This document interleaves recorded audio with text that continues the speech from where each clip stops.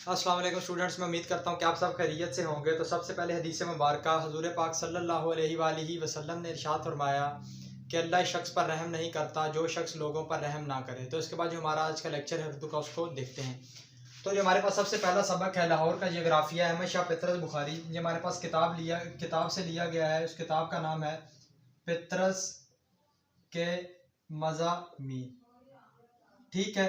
और ये हमारे पास सिन्फ है मजमून या मिज़ा नगारी, या हमारे पास क्या है, मिज़ा नगारी। जो हमारे पास नेक्स्ट है दोस्ती का फल शफी अकील। ये हमारे पास लिया गया है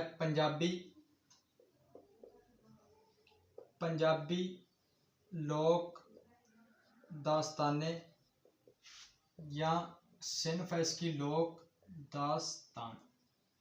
हमारे पास नेक्स्ट है क्या दुनिया वाकई गोल है।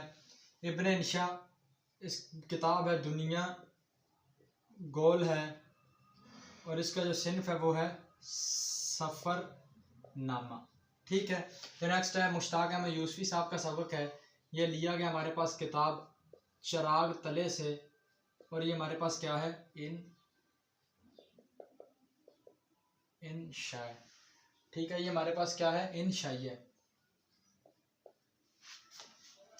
तो इसको आप लोग देख लें।